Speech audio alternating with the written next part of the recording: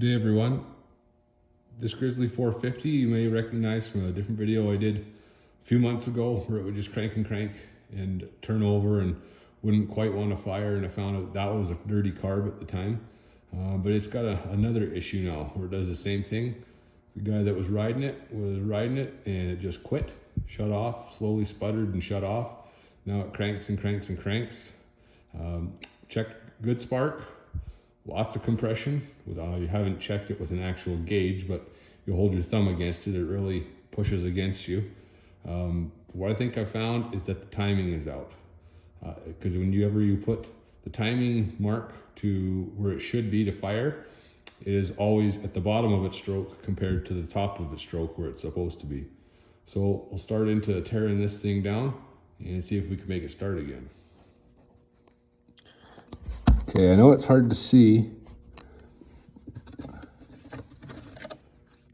but right here, there's a mark on the camshaft gear. That mark should be aligned with a little notch up inside the case up there. When the crank is on the timed position, that notch should be up at the top. I had to turn it just a tiny bit just so you could see that they aren't lined up, but they're not even remotely close. So I'm going to turn it one more full revolution just to make sure nothing ever lines up. I'll check that several times and to make sure that the piston's not at top dead center. If I find that none of that ever lines up, then we know this key has sheared off on the crank to the flywheel. If that's the case, then we gotta start taking all this off. I've taken the recoil off, top timing cover, access visual cover, and it's time to start cleaning and stripping. Okay, so I got the covers all off, moved the footstep just to create more room and to get at the bottom bolts of this cover. I got the crank bolt loosened just by wedging a screwdriver in there, keeping the flywheel from turning. My mark is still set up top on the camshaft. Piston is at top dead center. So if I pull this cover off, I should hopefully find that the key is sheared off the flywheel.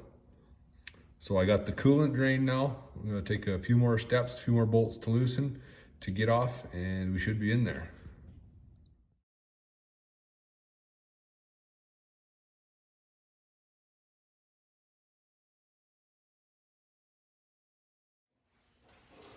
All right, we're back at it. Day 2 of working on this Yamaha that has the bad timing issue.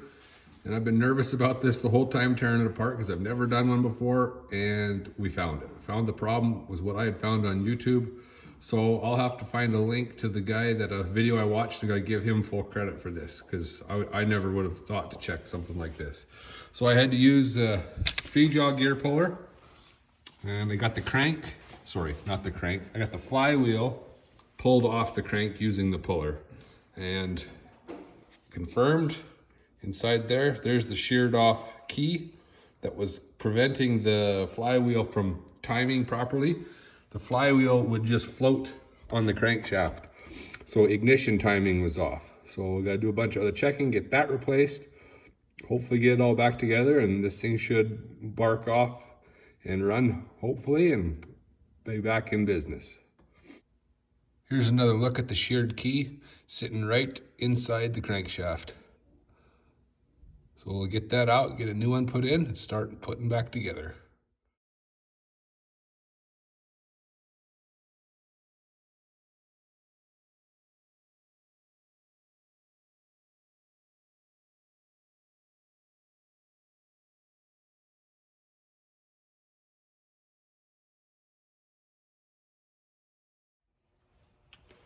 So just here's a note of the parts that you need to do this repair. At this point, I think this is all I need. Once I get going back together, something else might show up, but just a gasket and this half moon key should be what I hope will get this thing going again. And there's the Yamaha part numbers right there.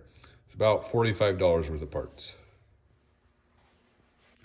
Okay, so I double checked about 4 times to make sure that when my piston reached top dead center, that my timing mark was on there, and it was.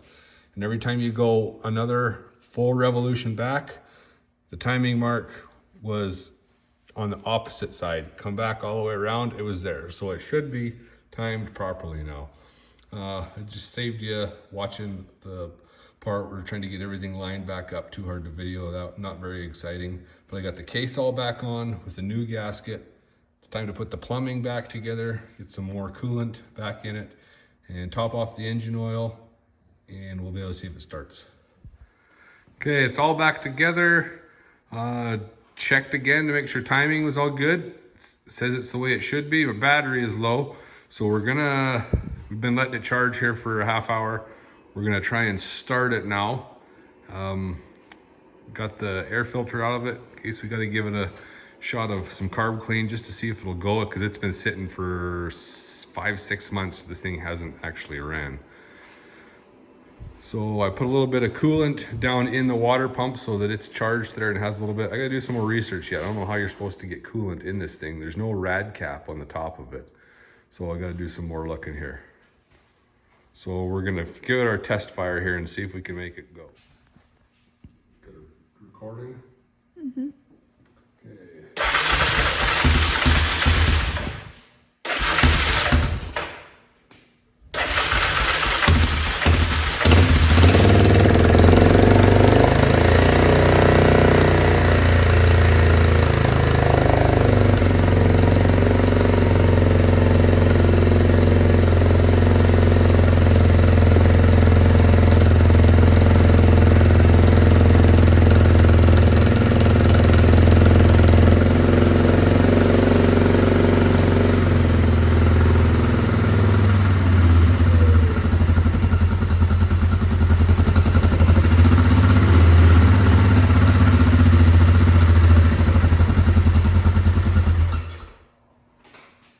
So I think we're there.